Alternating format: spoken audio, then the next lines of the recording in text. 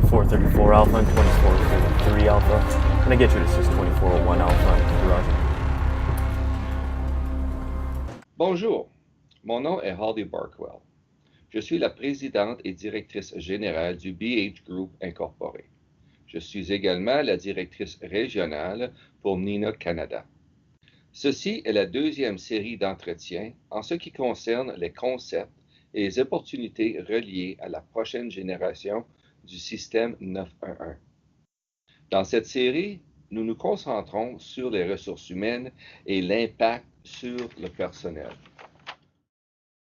Aujourd'hui, nous avons André Desgagnés, gérant d'équipe au 911 pour le service de police d'Ottawa. Bonjour André. Good morning, Holly. How are you? Merci André. Comment prévoyez-vous l'évolution du rôle d'une ou d'un préposé au 911? Bonjour, Holly. Je vois en tant qu'une continuation de la numérisation qu'on a vue des industries en général, non seulement le 911. Notre domaine doit absolument s'adapter aux attentes du public. Au fur et à mesure que les technologies sont développées et deviennent des parties fondamentales et journalières de nos vies, le système 911 et les agences qui répondent aux appels 911 doivent s'adapter et les intégrer dans nos politiques, nos procédures. Dans le fond, changer le type ou la qualité de service qu'on offre au public. Cette évaluation est et sera poussée par le public. C'est déjà en train de se faire avec l'adoption de la décision du CRTC mandatant ce développement d'un nouveau système 911 ou la prochaine génération du système 911. Même s'il n'y a pas de réglementation sur le réseau 911 au Canada, nous, en tant qu'agence qui répondent à ces appels-là, on doit absolument suivre le fil. Comment prévoyez-vous l'évolution du rôle d'un répartiteur d'urgence? Holly, je trouve qu'il y a tellement d'informations qui entrent déjà dans les centres 911 et même tellement plus d'informations qu'on aurait pu croire possible lorsqu'ils ont commencé le réseau 911 au Canada dans les années 80. Les répartiteurs doivent absolument tout interpréter qui rentre non seulement au 911, mais les autres systèmes qui sont disponibles. Prenons comme exemple le GPS. On a des coordonnées GPS qui rentrent avec les appels 911. Il va y avoir des coordonnées GPS avec de l'argent qui serait pris d'une banque lors d'un crime ou quelqu'un qui est suicidaire ou portant manquant. GPS dans les véhicules des officiers, des paramédics, des pompiers, toutes ces choses-là. Et les répartiteurs, comme j'ai dit, doivent tout prendre ces informations-là et le trier. Je pense qu'il y a toujours dans la plupart des centres des employés qui sont ici depuis le début du 911 et qu'ils avaient seulement à gérer le système radio entre eux et les voitures. Et peut-être l'information de l'appel était écrite sur un carton de papier ou qui était passé manuellement entre les personnes pour gérer la répartition des appels.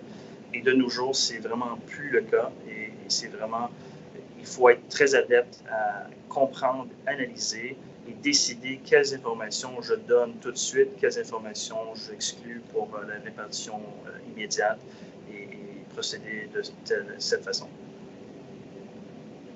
En examinant l'environnement des centres de communication d'urgence, que prévoyez-vous sera l'impact de son évolution sur l'assignation des fonctions du personnel et la gestion des ressources humaines? Alors, je pense que l'impact le plus important sera lorsqu'on traite des employés, et peut-être ici des employés un peu plus seniors ou qui ont beaucoup plus d'expérience que d'autres, et la façon qu'ils sont capables ou peut-être incapables de s'adapter aux nouvelles technologies et aux nouvelles façons de faire. Ces employés-là, pour la plupart, ont travaillé pendant des années, quasiment une carrière complète à répondre aux appels 911. et on leur a continuellement redéfini ou changé la description des tâches ou les rôles à compléter. Et on leur doit un montant d'un travail qui sera toujours important pour eux. Même si le rôle ou l'emploi a changé, on le redéfinit et qu'ils ne peuvent plus nous suivre avec la direction du nouveau système 911, ils ont le droit, et je pense qu'on leur doit aussi, un emploi qui est quand même intéressant pour eux jusqu'à temps qu'ils sont prêts à la retraite. C'est sûr et certain que je ne pense pas qu'on puisse les envoyer dans un autre département à compter des trombones ou des boîtes de papier. Ce ne serait pas acceptable pour eux. Et je pense que ça, c'est vraiment la chose la plus importante ou l'impact qu'on va voir du côté ressources humaines. Quels sont les défis associés au recrutement des ressources humaines pour la prochaine génération du système 911? Alors, Holly, je crois que le rythme des changements technologiques et l'habilité des employés ou des nouveaux candidats d'apprendre et de réapprendre continuellement pendant ce qui pourrait être une très longue carrière, l'habilité d'absorber des quantités vastes d'informations et non seulement les informations qu'ils ont besoin pour faire le travail, mais pour apprendre leur travail, va être très, très important. Les politiques, les procédures, tout est en flux constamment dans notre domaine, que ce soit policier, ambulancier ou paramédic. Comme exemple, en Ontario, lors de la légalisation du cannabis, on ne savait pas le 17 octobre, lorsqu'ils l'ont légalisé, ce qui était pour être les critères provinciaux, le montant qui était accordé selon la loi, où ils pouvaient fumer, ces choses-là, parce que ça n'avait pas passé au Parlement provincial. Alors, je pense que ces choses-là vont être très importantes. On va avoir besoin de gens qui sont très, très, très habiles à se redéfinir, changer la façon qu'ils font le travail. Alors, ça va vraiment être le change management qui va être important. Quelles sont les compétences de base, les habiletés organisationnelles recherchées pour pouvoir combler un tel poste? Alors, Holly, je pense que le défi le plus important sera qu'on est toujours en compétition pour des candidats qualifiés. Le marché du travail devient de plus en plus compétitif du point de vue de l'employeur. D'ailleurs, si on prend, par exemple, les policiers ou les ambulanciers ou les pompiers, normalement, s'ils changent de poste, c'est entre les mêmes services. Alors, un policier va se muter avec une autre agence, un ambulancier va faire le même boulot dans une autre ville, même pour les pompiers. Mais pour les répondants 911, les répartiteurs, je peux prendre un répartiteur d'incendie ou d'ambulancier, les former sur mes politiques, mes procédures. Et dans le fond, c'est le même emploi, c'est juste des questions qu'on pose différemment ou de façon différente, mais les tâches deviennent ou restent pareilles. Je pense aussi qu'il faut se méfier d'instaurer un système à deux niveaux de service, c'est-à-dire peut-être embaucher des candidats qui sont un peu moins qualifiés pour seulement faire le triage des appels 911 entrants, sans prendre d'appels, sans faire la répartition. Parce que je pense au long, ça va vraiment nuire aux agences. Tu vas te trouver avec un montant d'employés qui ne peuvent pas t'aider à faire les autres tâches. Et c'est vraiment des tâches qui sont absolument primordiales. Il faut absolument tous les compléter, non seulement répondre, mais questionner la personne qui appelle et répartir ces appels-là. Et je pense que ça vient vraiment avec l'attente du public et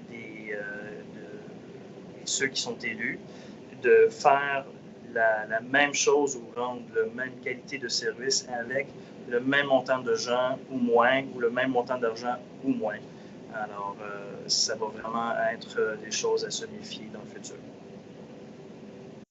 Par quels moyens vous préparez pour relever ces défis?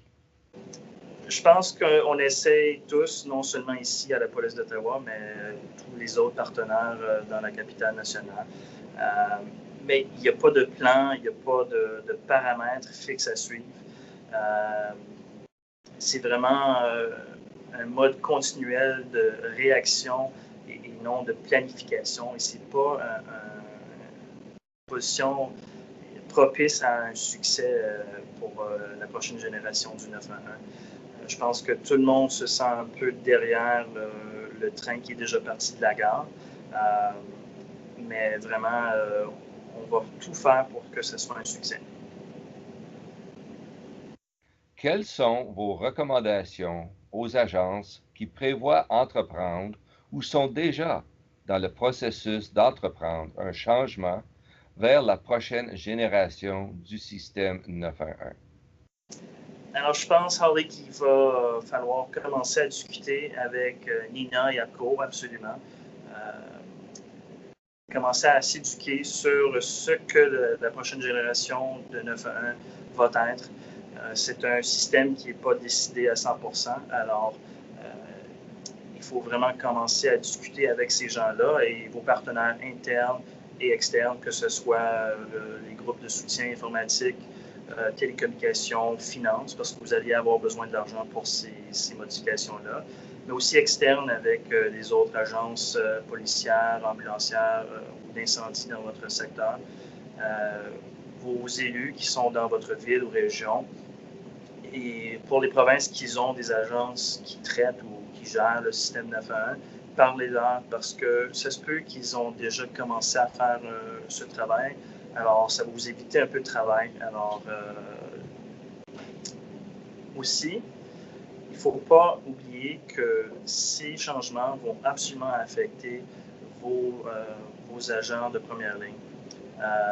Et le change management, je pense que la plupart dans les agences comme la mienne peuvent confirmer, ce n'est pas facile à gérer.